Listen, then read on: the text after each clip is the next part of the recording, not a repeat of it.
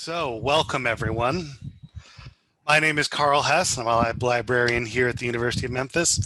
So thank you all for coming to the first event in our Tigers Advocate for Democracy series, and we are excited to see you all.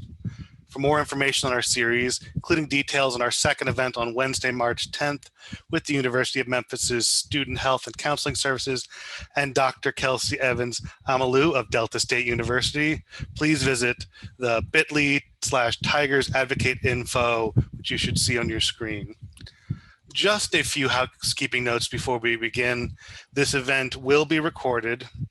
Your microphones are muted when you enter the meeting, and we ask that you please have them muted except for when our speakers ask for questions from the audience. We would like to thank Dr. Chuck Westmoreland, Chair of History at Delta State, for providing some recommendations for our speakers. I would also like to take a moment to thank Sophia Dahman for organizing this series. Thank you, Sophia. So now I would like to introduce Dr. John Evans, Executive Director and Associate Dean of University Libraries, who will say a few words before we begin. Dr. Evans. So glad to see all of you and to be here myself. This is a wonderful series that we're launching. I remarked the other day in another meeting that the moment of inspiration for this was approximately 6 or 7 weeks ago in an entirely different political climate in the United States. Now, we're not out of the woods, and advocating for democracy is not a periodic thing to be done between 6 and 7 on random Wednesday evenings. It is a lifelong undertaking for the entire civilization. Some of us are a little closer than others to achieving the democracy that we all so firmly aspire. I am so glad to see as many people here as we have, and we are just at the beginning of launching of this. This is the first and very auspicious beginning to a series that I expect will have a life of its own for many years to come. Thank you, Sophia and Carl, for all the work that you have done on this. This is wonderful. It's great to see old friends present and to make new acquaintances in the process. But this isn't about me. Please begin.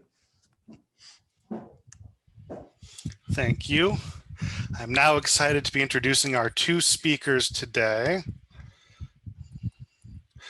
We Dr. Aram Goudsouzian is a professor of history at the University of Memphis.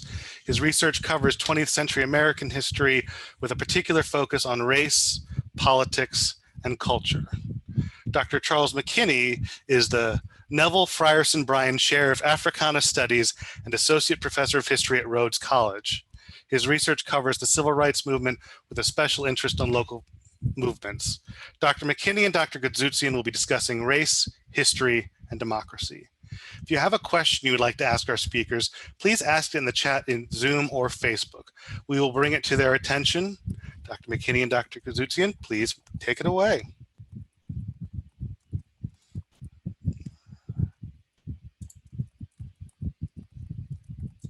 Thank you, Carl, for that kind introduction. Thank you to Dean Evans, and thank you to everyone who's here today. Charles and I are very excited to be sharing this virtual room with you, and we recognize this is a discussion, and with all these smart and talented people in the room, we're looking forward to fielding questions, but also hearing other people's thoughts and working with you. Chuck, anything to add? You nailed it, brother. Always good to share space with you and the good folks over the University of Memphis. Thank you so much for setting up this conversation. Looking forward to chopping it up, and also happy to see some familiar faces in the chat. Brother Westmoreland, I see you over there putting in the good work. Hey, Ladrika, some other folks. Good to see old friends. Carl, do you have a question you want to get us started with? Sure, if we want to get something going, just to maybe open us up. A lot of the media coverage of the Capitol insurrection on January 6th called it unprecedented, something never before seen. As historians, what is your perspective on how unprecedented this event was? Well, I guess I'd start by saying that in the sense that we're talking about a attack on the Capitol building, fomented by a departing president with the idea of trying to hold on to his office despite any claims to the contrary, sort of like in line with what you might see in some kind of tin pot dictator. Yeah, that's unprecedented. There's never been anything quite like that in American history before, and it's certainly not in the patterns of 20th century or 21st century American politics. And certainly in that case, I think you have to think of it as unprecedented. At the same time, if you want to think about sort of the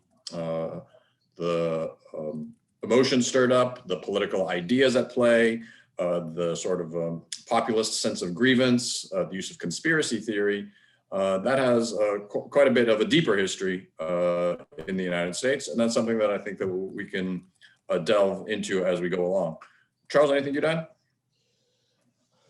It's rough. It's rough going after you, man. You keep knocking out the essentials. I would just sort of add, right, is the sentiment that a critical mass of the nation likes to run to in these moments is the sentiment, this is not who we are, right? That this moment is such an aberration that it is that we can abstract it out of the long flow of American history, right? And so I think we do a disservice.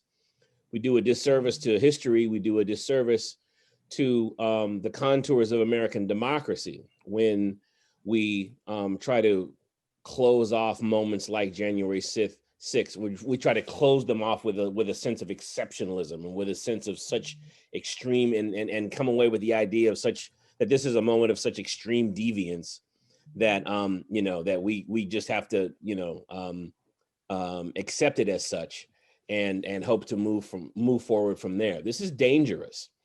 And so, that's one of the things that I think we can probably knock around, right? Those strands that Aram talked about in terms of, the conspiracy theories, the role of the state in that moment, the role of violence, right? White mob violence in particular, the ways in which that moment have been articulated, right? As this, this being framed as by the insurgents, right? By literally the people who are trying to, tear down the machinery of government. This is a moment of freedom. This is an articulation of a democratic ideals, right? So there's lots of threads we can sort of pull on in this moment to help us get a little clarity. So I look forward to jumping in and knocking that around if we so choose.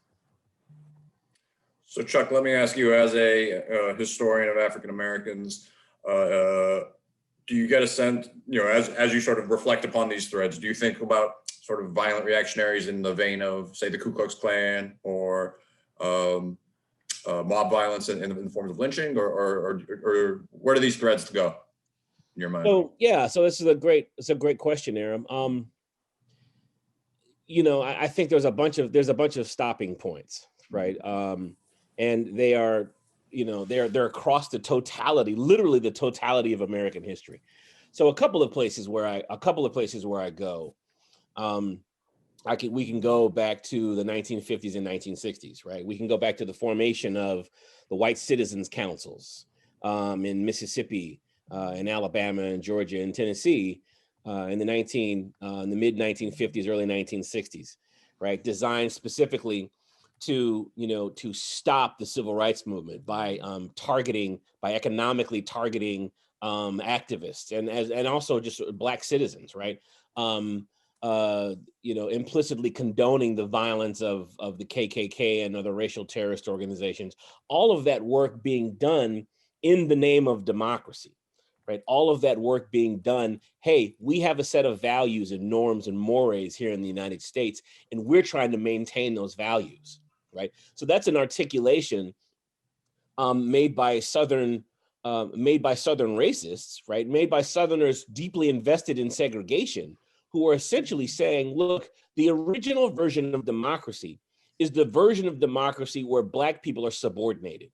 Right, is the version of democracy where Black people do not, in fact, get to enjoy all of the rights and privileges of American citizenship. Right, it's a version of democracy that assumes right, and explicitly recognizes, right, the centrality of white supremacy, right. So that's the version of, that's an iteration of democracy that we see being articulated again in the white citizens councils. We see that being articulated in the Klan. We can go back to 1898, the Wilmington race riots of 1898, where racial terrorists placed a gun to the black mayor's head and made him resign, right? You know, there's an effective coup d'etat that takes place in Wilmington in 1898. And as a matter of fact, one of the documents I'm using in one of my classes this semester is the document that was created by the white racial terrorists, which is literally called the White Declaration of Independence.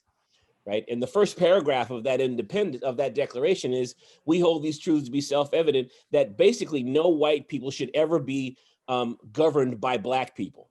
Right. Black people do not have standing in this country to govern over white people. And when they do, we reserve the right to essentially violently remove them from power. Right. And so we can draw a direct line from 1898 to the 1950s to January 6th, I would say, in terms of that articulation of this particular iteration of freedom, this particular iteration of American democracy, right, assumes that white folks are the center of that democracy. This is an iteration of democracy that says we don't believe in multiracial democracy, despite the fact that all 50 states certified the results of the election, despite the fact that the Department of Justice said this is the most secure election that we've ever had, right? Despite the fact that the Republican Secretary of State and the Republican Governor of Georgia also, after certifying the results umpteen times, said this is the most secure election that we had. Millions upon millions of Americans were ready and willing to believe, right, that despite all of this security, and despite all of the boxes, all of the T's being crossed and the I's being dotted, despite all of this security, there still had to be some sort of massive voter registration fraud. We can't prove it. There's no evidence of it. There's no smoking gun. We don't have any actual suspects. All we have is this wild speculation, and it's got to be true because there's no way that all of these black and brown people were able to organize themselves in such a way so that they would be able to actually vote Donald Trump out of office, right? This can't be reality, right? And so again, we can tie these moments together as a very particular iteration of American democracy. It really reminds me, thinking of just this week in my U.S. history survey, we were talking about the 1920s and about sort of the rise of kind of modern life in the 20s, consumer culture, and sort of a more racially and sexually fluid era. But this traditionalist reaction going on in the 1920s, and the revival of the Ku Klux Klan. Right, the Klan had been in the late 19th century, very much a terrorist organization designed to suppress the black vote. The 1920s iteration of the Klan is in some ways something really new. And builds on those principles, but is also sort of a massive political organization. 1 in 4 adult males in Indiana in 1925 are members of the Ku Klux Klan, and it spreads throughout the South and the West. It's in urban areas, and it has those terroristic elements to it as well. But it's casting its net wider. It's attacking Catholicism and Judaism as well. But in my class, read a document by Hiram Evans, the leader of the Klan in this era. That was basically like the founding principles of what the Klan stands for. And part of the principles that it stood for was explicitly white supremacy. But what was interesting was that he started with the principle of Americanism. In his, and it just echoes what you're saying, Chuck, in the sense that there is this iteration, so to speak, of American democracy that is the threat of, that is connected directly to white supremacy, right? That's not to say it's the only iteration of democracy, far from it. But it is, so to say that's not who we are ignores at least this line that carries through American history.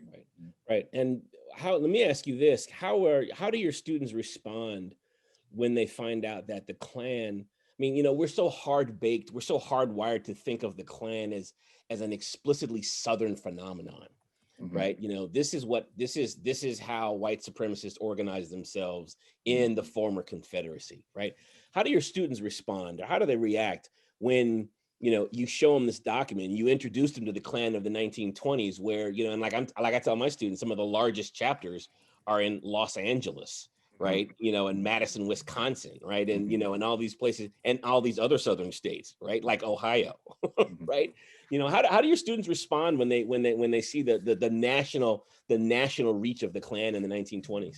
Right. It's not something they're necessarily prepared to wrestle with immediately, because when they think about the Klan, or our popular understandings of the Klan really revolve around either the late 19th century Klan, post-Civil War, and that narrative, of course, sort of the more terroristic one, or sort of the sweaty, violent idiots of the civil rights era who are sort of these, you know, the outcasts of society who have joined the Klan. They're not prepared to think of the Klan as a sort of well-organized commercial endeavor that is national in scope, right? That is just right. You know, there's Klan chapters in Chicago and Detroit and Los Angeles and all these places. There's women's auxiliaries, right? It's a family organization in ways that the students, you know, it takes a jump for them to think about it. And I try to cast it in terms of the wider traditionalist reaction to modernity in the 1920s, but that's something that they. Yeah, it takes a jump for them to think about that, I think. And really, you know, I think for most Americans to think about it in those terms. Yeah, most definitely. I mean, this gets back to, and this is again, so many of these threads, right? This moment of national anxiety, and anxiety specifically for white people, right? Specifically for white Americans. We see these eruptions. And so, you know, with the Klan, coming up in the 1920s, right? And all of these anxieties about, you know, the expansion of Negro rights, right? You know, federal anti-lynching legislation, immigration is huge here, right? You know, the massive influx of Eastern European, the massive influx of people who are not from Western Europe, right? You know, massive influx of Jews and Eastern Europeans, increased numbers of folks from literally all around the world. And so that's the other thread that you can sort of think of.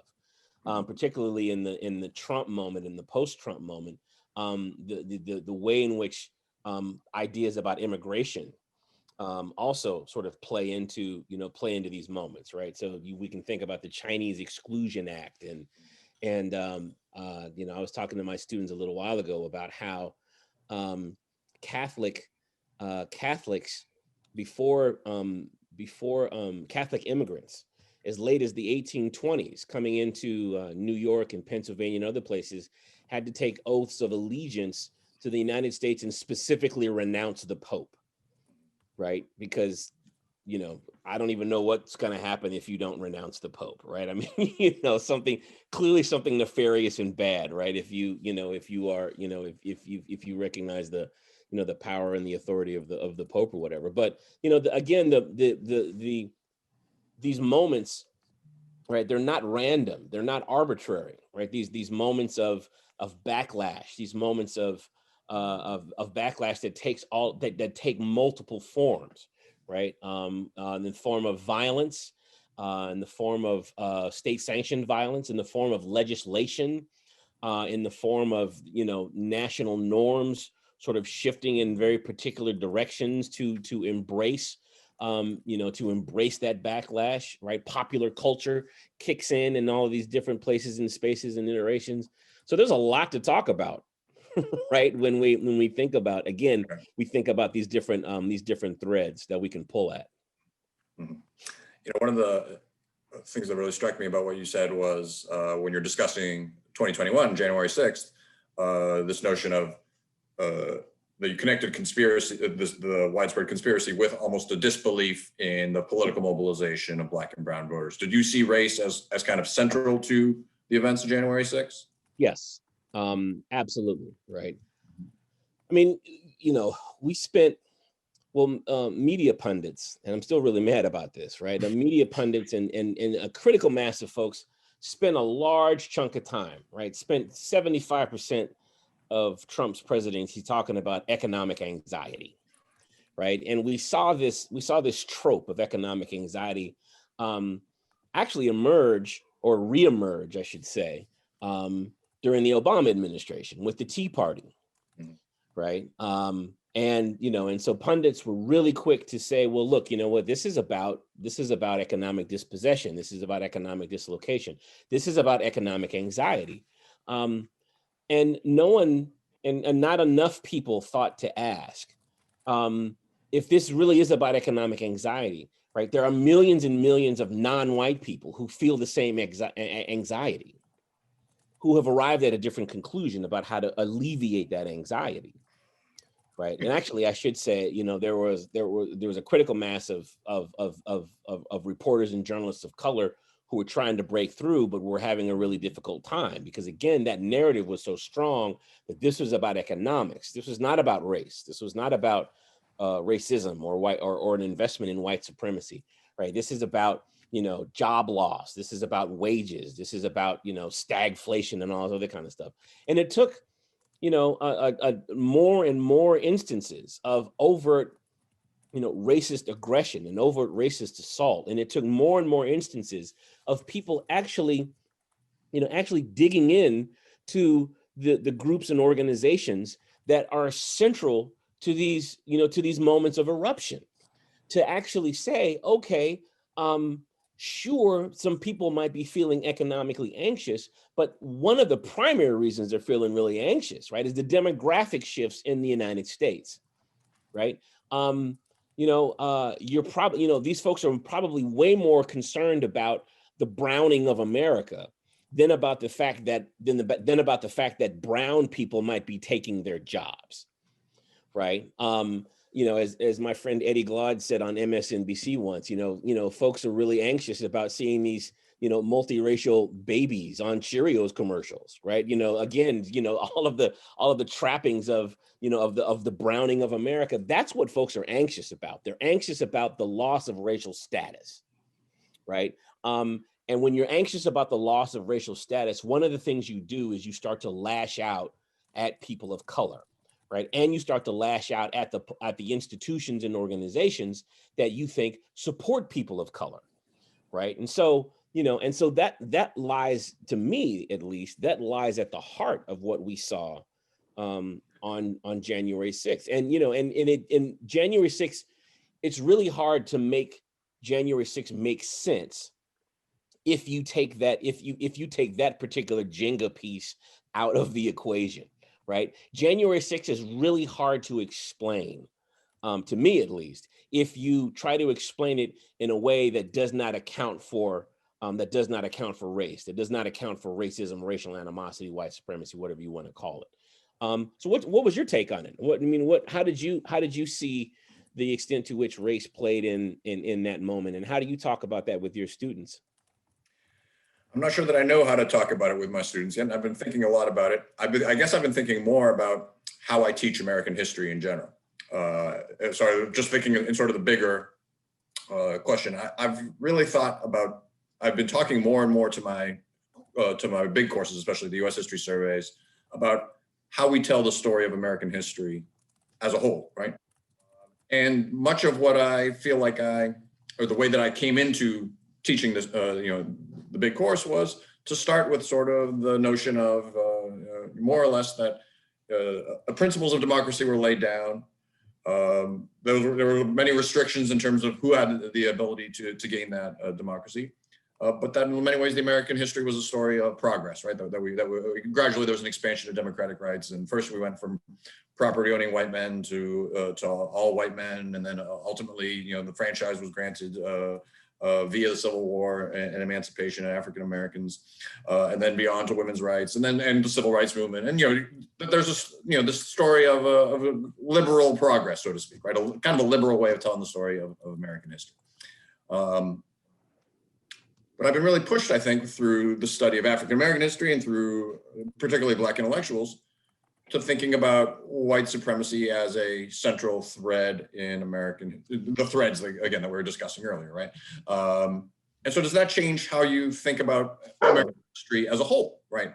I wrestle with that question and try to openly do so with my students, that there's truths to each way of telling that story, right? And as historians, it's always our job to try to bring an order to the necessarily disorderly past, right? That's what we do. We try to create coherent narratives. But how do we deal with those competing tensions with each other? And I guess what I've landed on is to embrace the tension, to get students to see them together, right? To understand the messiness of the American experiment in ways that I might have been uncomfortable with as a younger scholar. And that's kind of where I land. So that takes, to get back to your question about January 6th, I think it's worth thinking about those tensions in play at this moment, right? On the one hand, you see the perseverance of American democratic institutions and the way that, the Electoral College votes were ratified and the way that the Senate finally decided to deal with these issues, right? There was some, sort of perseverance of these principles that many of us hold so dear and so valuable. But in many other ways, like, we see the counter story, right? With the impeachment trial, with it's almost like giving a pass by many right-wing politicians to the rioters. I don't know. It's a very dislocating time in American politics, and I'm not optimistic, I guess, is where I land on it. So my dog just made an entrance, so I had to mute really quickly. One of the things you just said that makes me think about the way we teach American history, and the way in which we try to shape and frame the way people think about democracy in the United States, right? Is one of the things we've got to stop doing, I think, as historians, and this applies to social studies teachers, historians, civics teachers, right? Government teachers. We've got to stop teaching history like it's a series of settled events, right? We had a revolution in 1776. Boom, freedom. Just add water, right? Okay, so that's settled. Now we can move on to other things, right? A series of settled events and events that sort of set things in motion that necessarily moved in the direction of progress, right? That necessarily moved in one direction, right? And it's time for us to start to introduce more of a sense of irresolution, right? When it comes to how we think through and how we think about American history, right? And to in the words of W.E.B. Du Bois, all right, that great African-American scholar whose birthday it was yesterday, he says, one of the things African Americans have to do, and he's talking about in the 1930s, is thinking about this tension between segregation and integration. He says one of the things we're gonna have to do is learn to live in and through paradox, right? Live in and through paradox. And I find that to be a really simple yet profound and powerful sort of interpretive framing for how we can think about American history, right? And it's right there in front of our eyes. It's right there in front of our faces. We hold these truths to be self-evident. All men are created equal. Okay, at the same time that these words are being penned, there are 50,000 people who are serving a life sentence under the auspices of slavery, right? And we know that contradiction is there. And we've spent a lot of time, again, because of the narrative arc of American history and because of the powerful drug known as American exceptionalism. We've said, and we say to our students on a regular and consistent and persistent basis, yes, these two things are going on at the same time. And if we think about it for too long, they are fairly irreconcilable, but don't worry about it. Right? This whole slavery thing, right? This whole, no political rights for women, we're going to fix that. Don't worry about it. Right? So yes, 1776 is a thing. And hey, for hey, for the women in the country, hey, for the non-whites in the country, don't worry about it. Your great grandkids are going to be awesome. They're going to be just fine. Right? So now back to our story.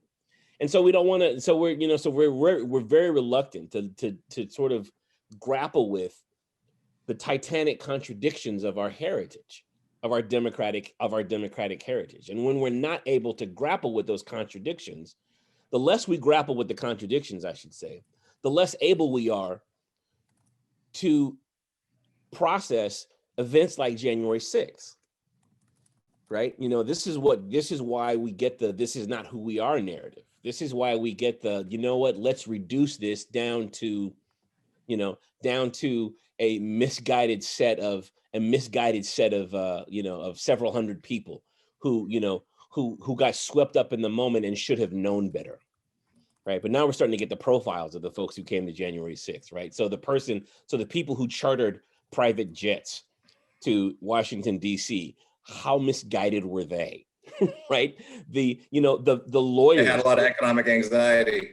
Yeah, right. It costs several $1,000s to charter a jet. I guess you're not really all that anxious, are you? The dudes, the men and women who are lawyers, barred in respective state, what exactly did they not get? Right. I mean, and on and on and on. Right. And so when you unravel and grapple with the moment, right, you have to push away. The more we confront reality, the more we have to push away from this, oops, I was in a rebellion framing, right, to something a little more, to something more resembling what actually happened, right? Which is, groups, organized groups from all across the country, a critical mass of them, white supremacist groups, right? We're very explicit about their goals and aims for that day, right? There's a few too many people who got busted going into the building who had maps of the building, right? There's a few too many people who had walkie-talkies and knew exactly which offices to go to, right? I still need somebody to explain to me why certain Congress people's panic buttons in their offices had been torn out. Right. So when they made their way back to, so Ayanna Pressley, when she makes her way back to her office to press the panic button, there is no panic button. Right.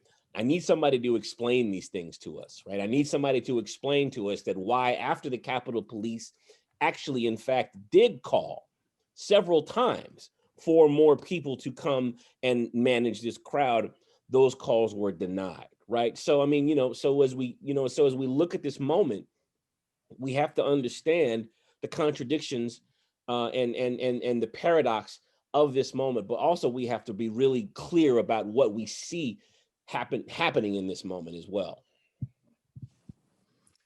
I like that notion of paradox, and I think I'm going to steal it. But I think it helps to just in terms of our larger discussions as a nation about how we talk and think about history, right? The right often wants our history just to be like, it puts, a story of triumph. We put forth these noble truths, and let's ignore sort of the messier aspects.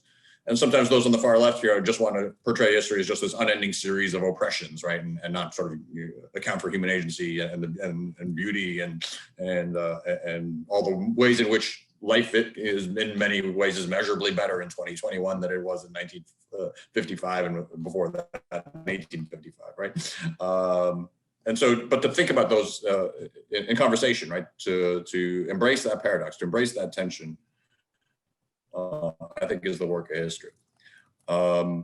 We've been hogging the conversation. I think that we should let Carl in to ask us some more questions or to open. Yeah, please, if anyone has a question, please throw it into the chat and we'll bring it up. But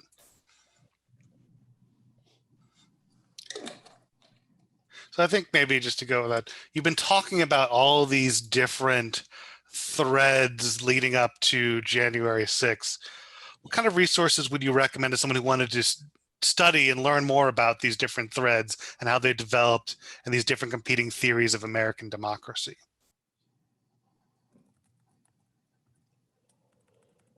Oh boy, the book question.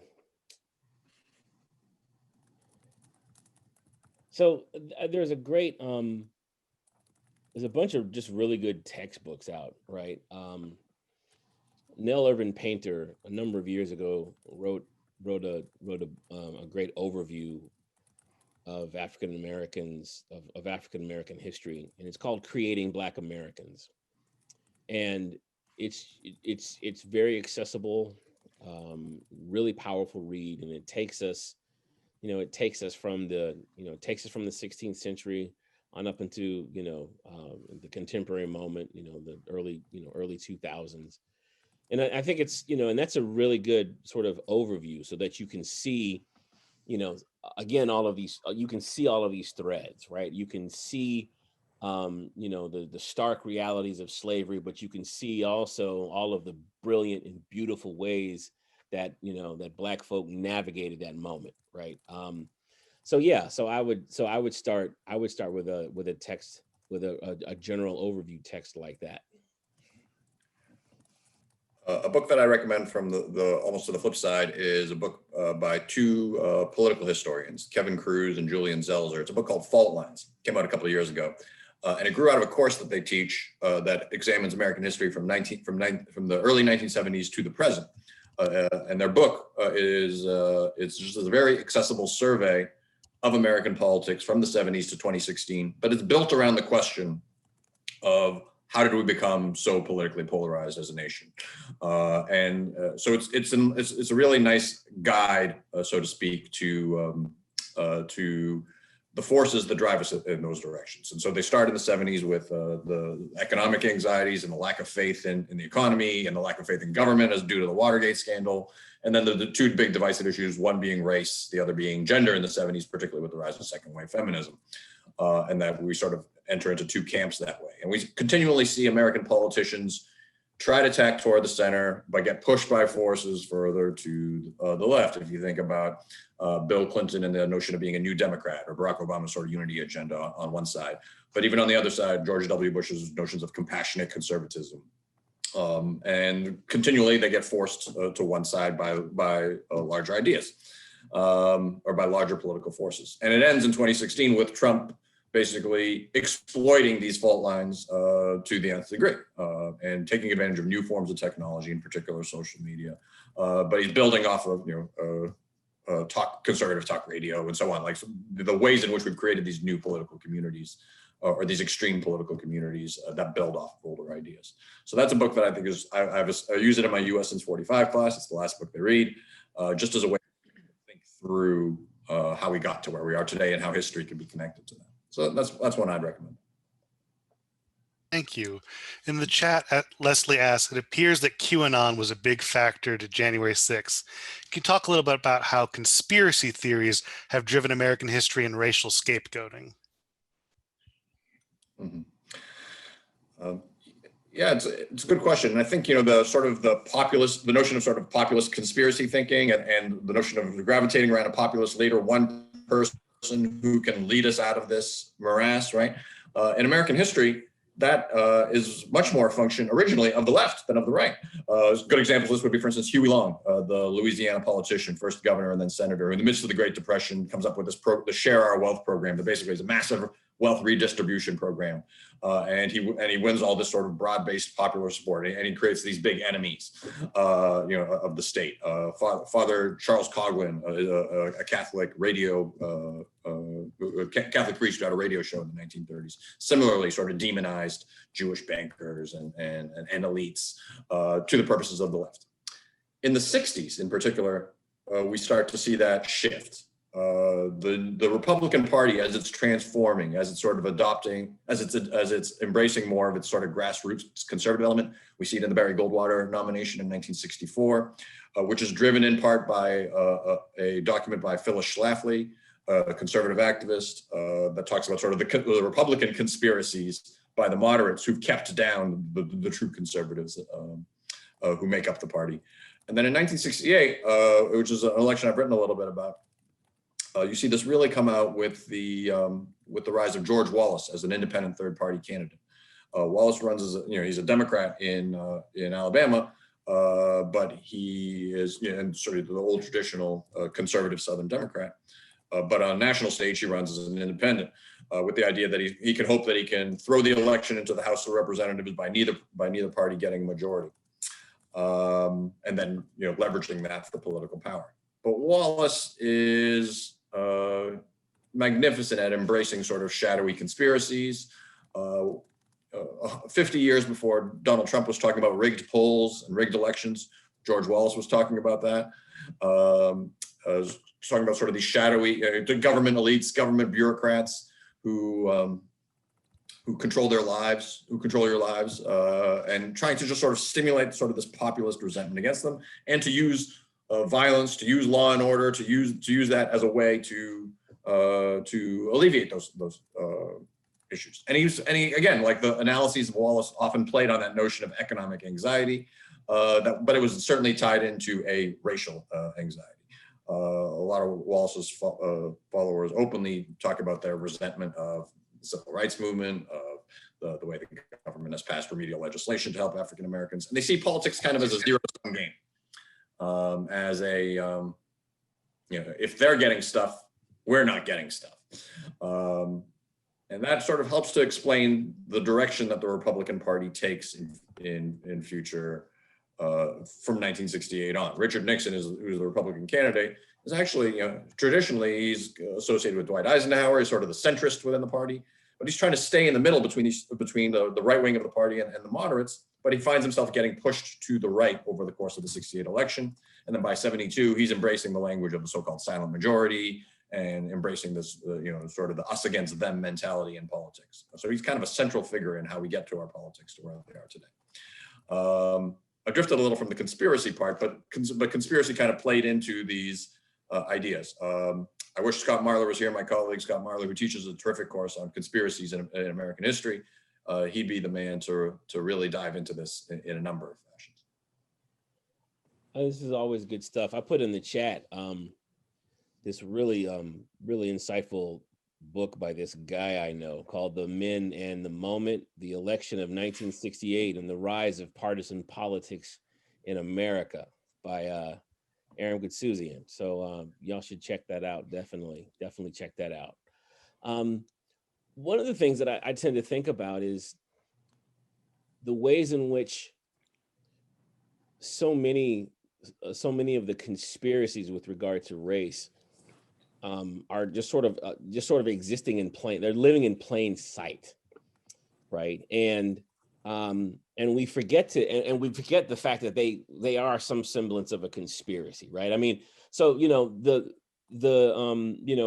the civil rights movement is heating up in the 1950s and coming to a full boil in the 1960s, right? One of the most common threads in terms of white resistance to integration, right, is predicated on this idea that that by placing Black men in proximity with white women, right, the Black guys are they're gonna lose their damn minds, right? There's gonna be all manner of sexual amalgamation and that that clip of the Klan dude, a mongrel race, and the in the eyes on the prize, and so this is about a particular type of race thinking, right? But I think about the way in which this is deployed, and I tend to think of this also as a conspiracy theory, right? In terms of,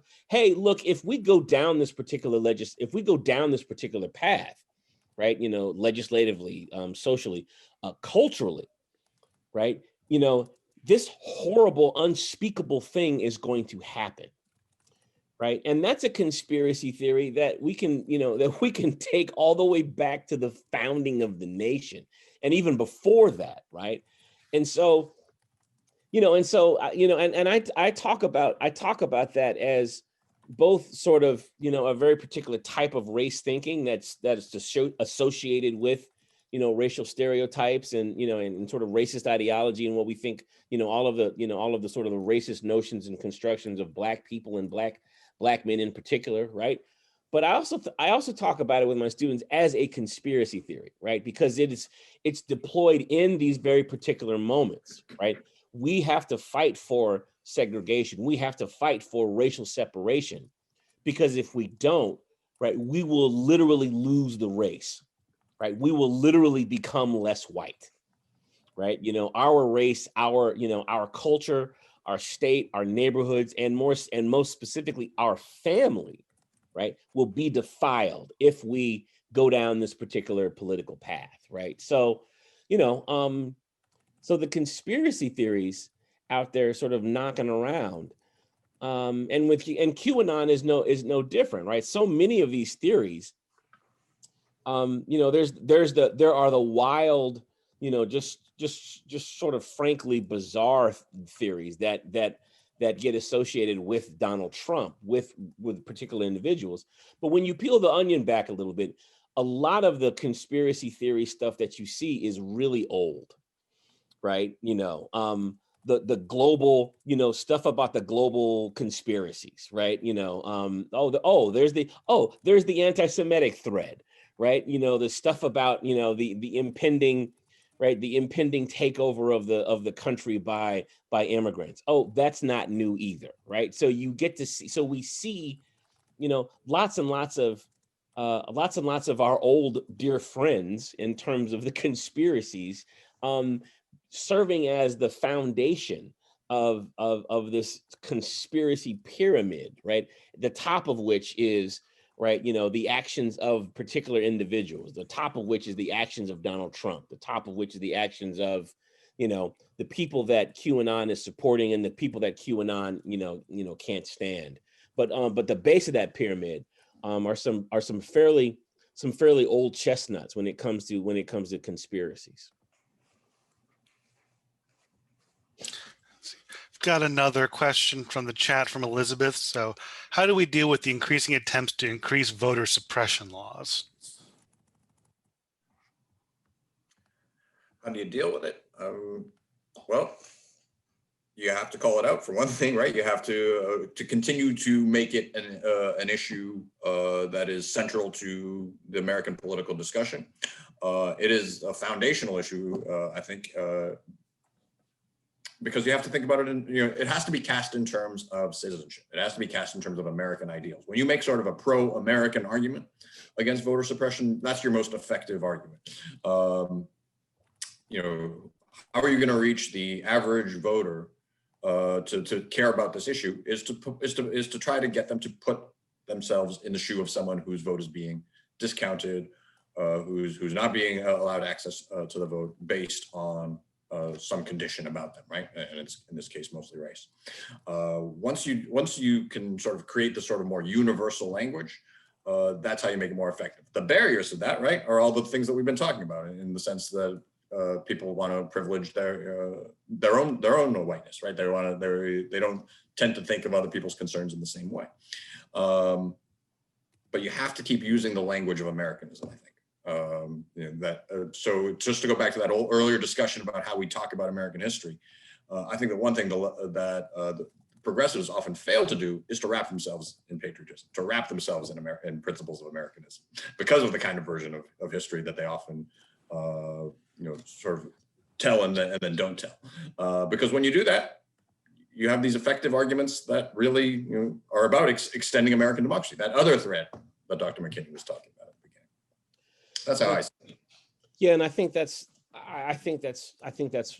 right. And the other challenge there, right, is whether or not the extent to which, right, the Democratic Party is willing to participate in the language of democratic inclusion in American democracy, right? Particularly with regard to voter suppression. There's a very specific contingent of people that hard right conservatives and the GOP essentially, right, whose votes they're trying to suppress. They're trying to suppress the votes of Black people, right? Black and brown people. This is clear. This is explicit. So one of the challenges that the Democratic Party has is the extent, is the challenge of the extent to which they are willing to embrace this fact, right, and make the arguments that Aram is using right now, is saying, look, you know what, when we stop Black and brown people from voting, we are eroding democracy for all of us, right? And frankly, right, the Democratic Party is really sort of twisted about the extent to which it wants to make this argument about voter suppression. I was really curious about Joe Biden's platform, and we're having conversations about voter suppression. I mean, this is the most foundational, right that we lay claim to, right? The right to vote, the right to. I mean, this is literally the primary way we enter into our democracy, right? Is every 2 or 4 years or once a year we go and cast a ballot for somebody. It's foundational. And so I went on Joe Biden's website when the campaign was up and running, and I started looking for what Joe Biden was going to do about voter suppression, right? And I had to go through, I had to, it was like 6 or 7 clicks before I got to one of the little boxes on his site about how he's going to tend to voter suppression. And I was like, I don't understand this. This is an election. We're in an election year. We're electing the next president of the United States. The president of the United States is elected by people voting, right? Half of the states in the union are actively trying to stop people from voting. Why did it take me 7 clicks to get to the voter registration, to get to the voter suppression stuff? The Democratic Party's got to figure out how to talk about this issue. And they should hire me. I can help them figure this out, right? They have to figure out how to talk about this issue and how to talk about this issue and recognize and honor the very particular element and aspect of the problem, right? The Republicans are trying to suppress the votes of Black and brown people. They're trying to suppress the minority vote.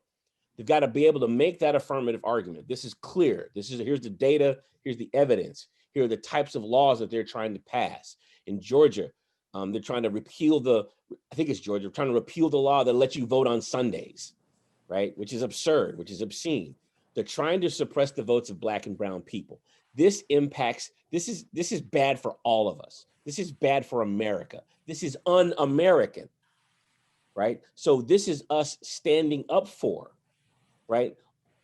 Our fellow citizens who are engaged in this, in the hallmark of American democracy, right? So that's the other thing that has to happen, right? And so, and we'll see what sorts of moves that the Democratic Party is going to make in that direction.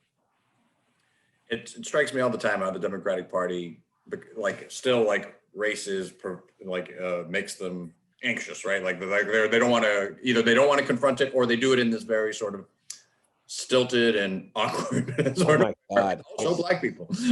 They're when they should be casting all this in the most universal democratic terms. You want to deal with the mass incarceration crisis? Put it in the terms of this is best for everybody.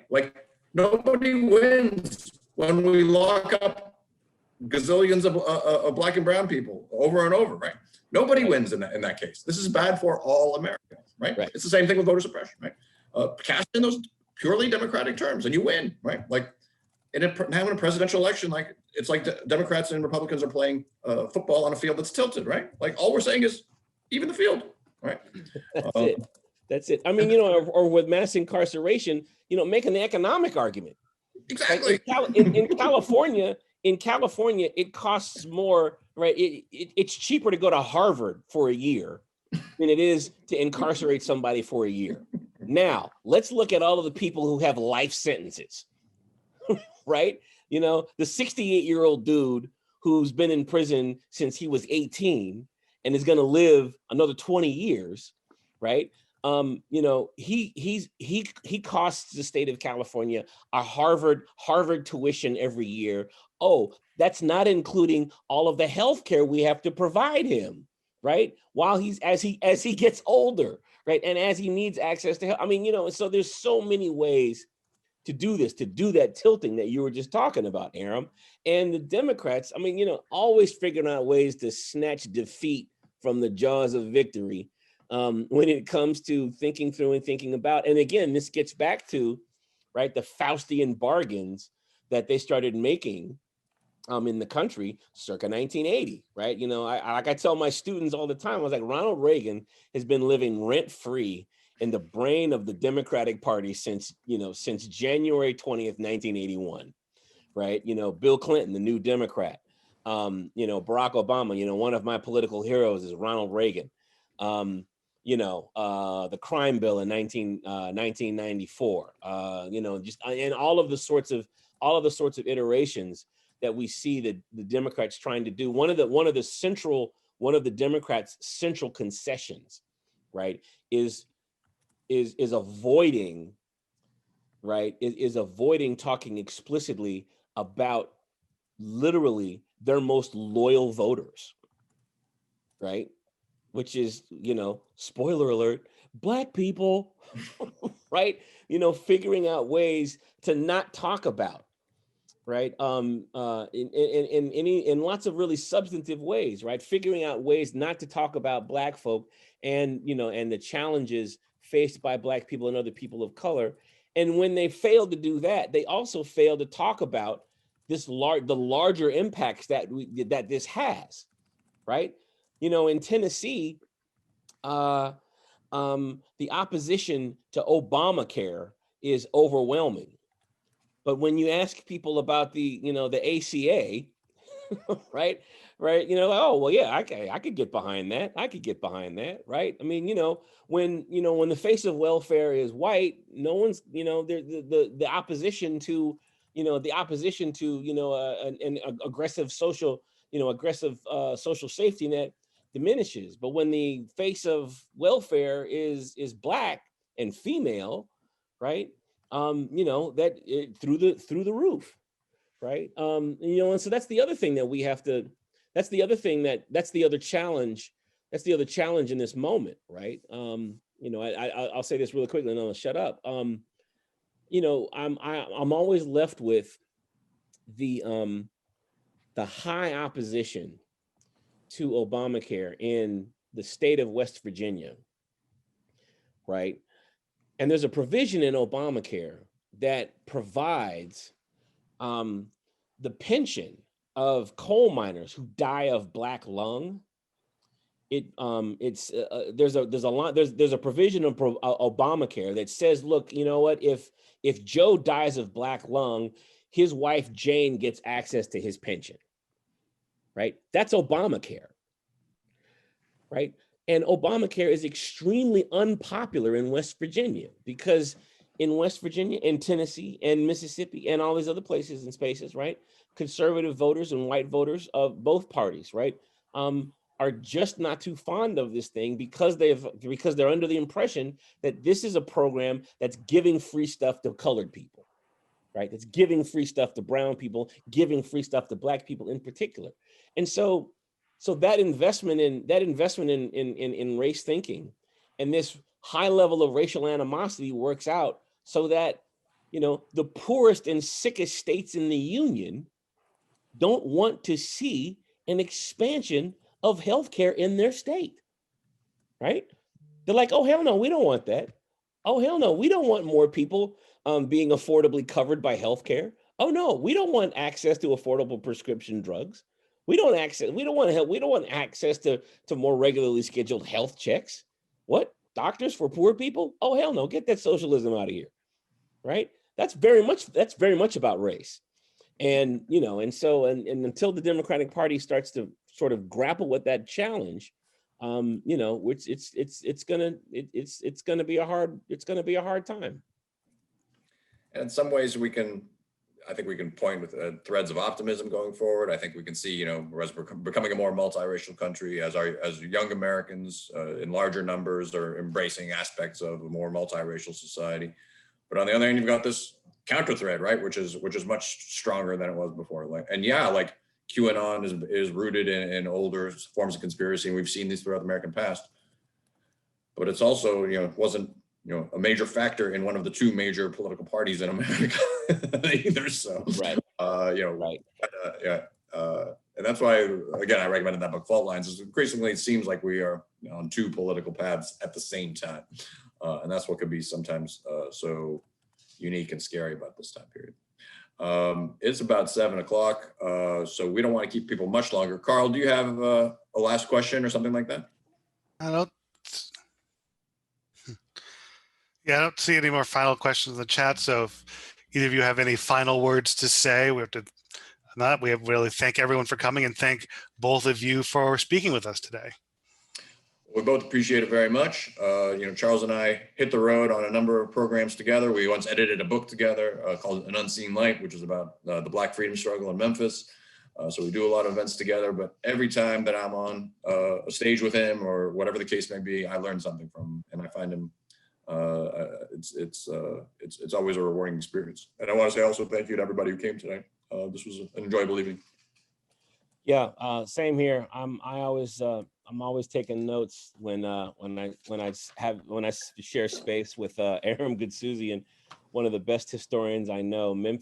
University of Memphis, you done good when you hired him. So yeah, always a pleasure. And thank you all for knocking around some ideas and some questions about the nature of our democracy. I'm guardedly optimistic about how we can move forward. Ida B. Wells told us that one of the crucial elements that we need in moments like this is we got to be unafraid of the truth, right? And when we're unafraid of the truth and we're unafraid to tell the truth and to yell the truth, and to constantly reaffirm the truth, and that sets us in the right direction. So the extent to which we can do that, that makes me feel a little bit hopeful. All right. Well, thank you both again, and we hope that we can see everyone at future events in our series.